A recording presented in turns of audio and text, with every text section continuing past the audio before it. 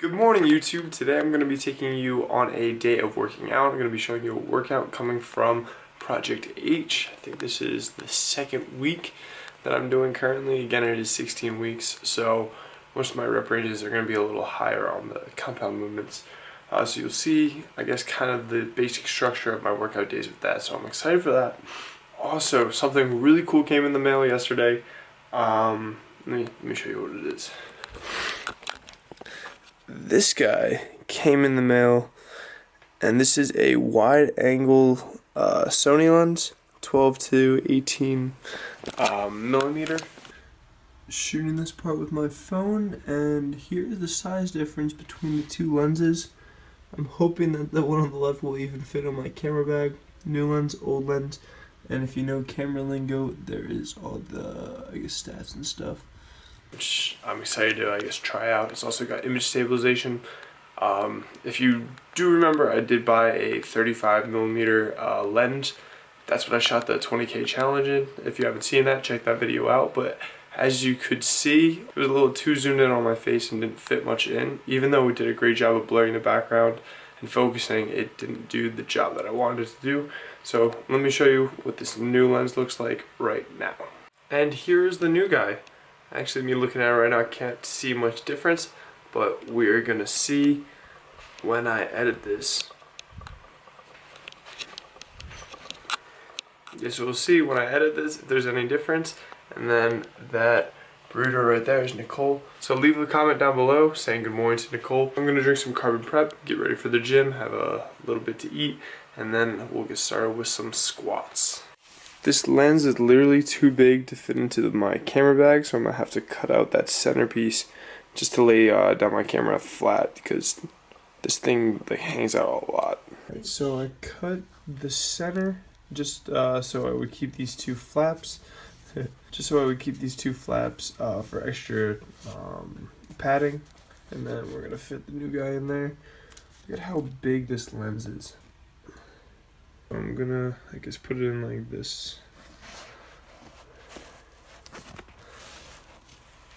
Jeez, actually let me try face down. There, I'll fit it in, like that, because this thing is huge. And then I would just throw like extra batteries or whatever I need to bring right there. So today is Wednesday, and it's usually a rest day, like an optional rest day. But today I'm actually gonna be training because I have an exam tomorrow. And also with this guy, it has a manual, zoom and zoom out, so I'm not sure if I like that, or if I like it up here, so in between. So still figuring out this lens, we'll see how it goes. But about to start with squats, and today I had sets of 6, gonna work up to an RPE 8, and then 4 backup sets of that, get that volume. Here's one of my beta testers, Sai, so he's also running the program, and he's squatting also.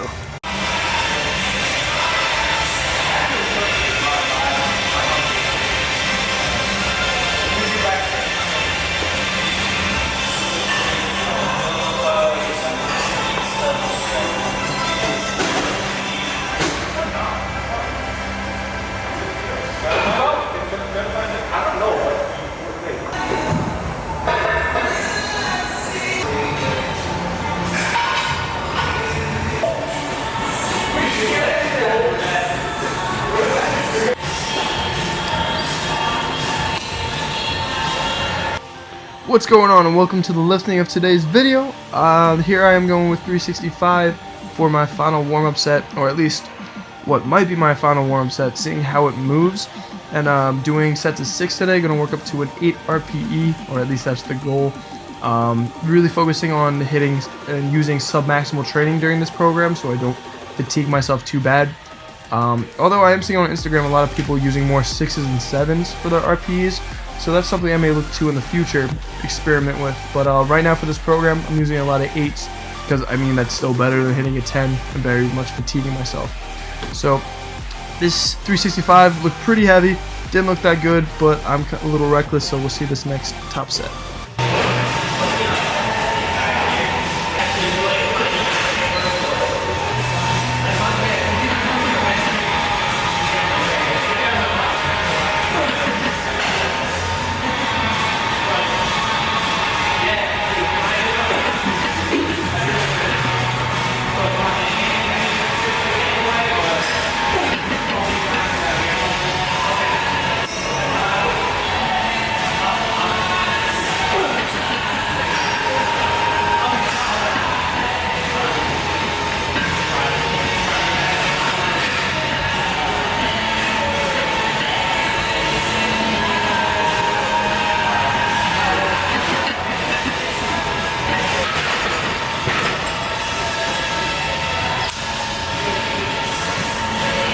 probably going to call that an 8.5.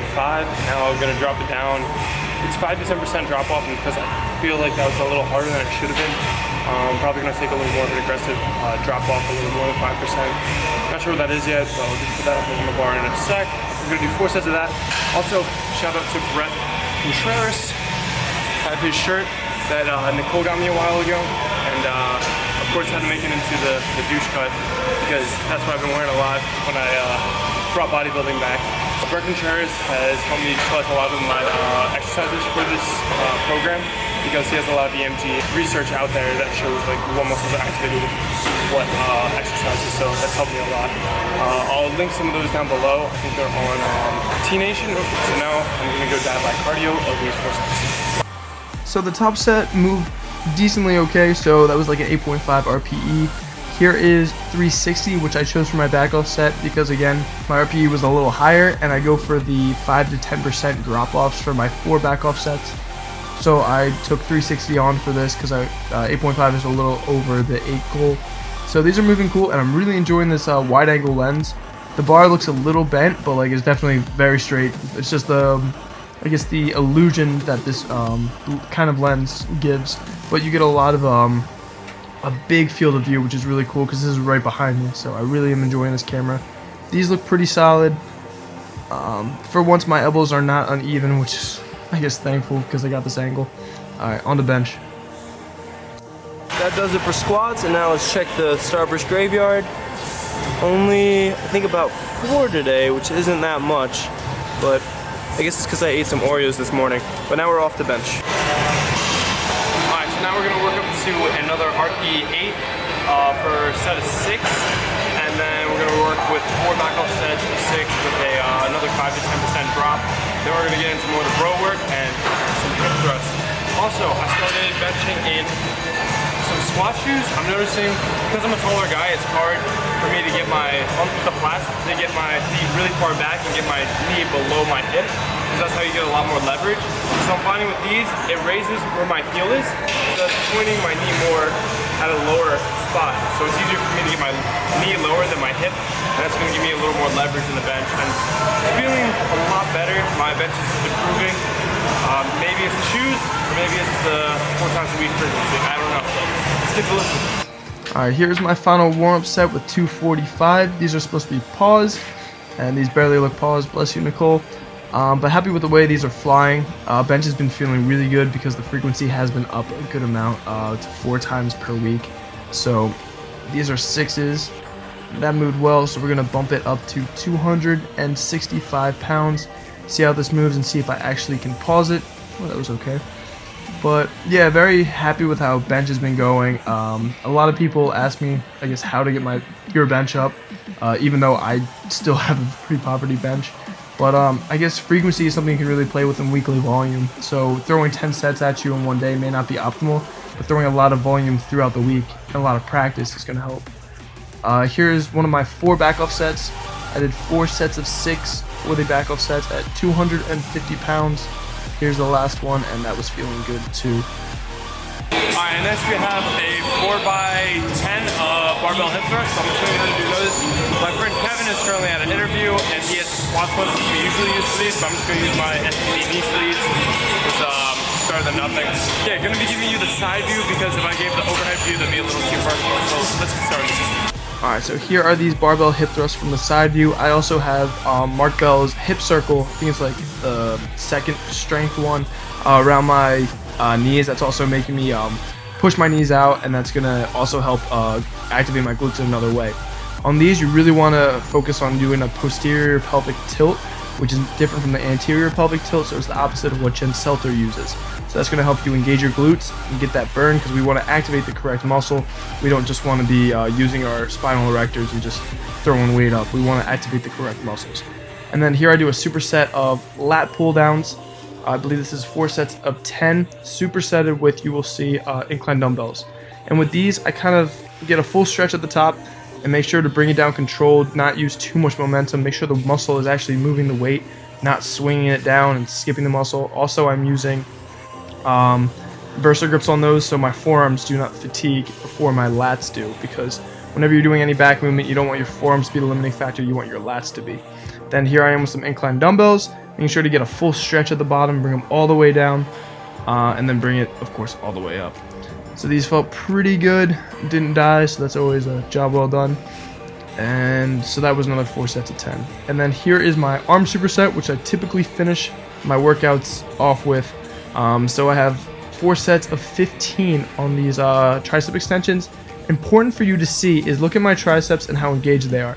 Not using momentum at the top, not really using it at the bottom. It's a fluid contraction, and my tricep is fully flexed at the bottom, and I guess I try to keep a little bit of a pause, but you can see how it's fully flexed. You may want to video yourself and see if you're doing it correctly. Make sure that you're flexing your tricep and not just like bringing it down quick and like kind of like using momentum to kind of skip your tricep. But you want your tricep to be doing the work, moving the weight. So seeing it's flexed, that's showing that you're doing the right thing. I'm really on this arm superset, I'm focusing on activating the correct muscle.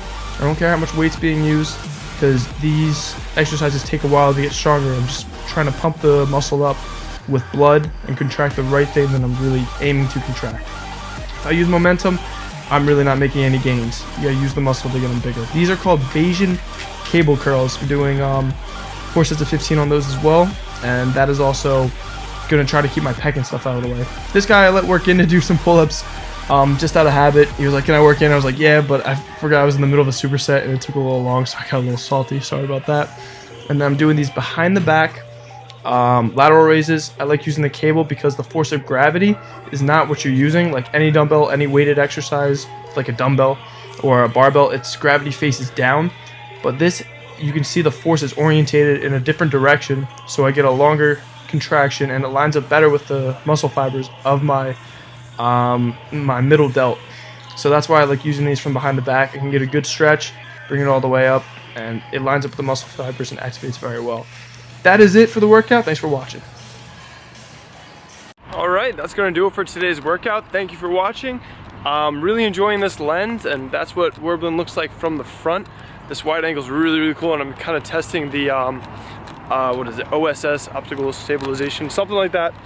Seeing how much it bounces around. It seems like it's doing pretty well, and this is it at its full wide range, so you can see a lot behind me. But yeah, enjoying the new lens.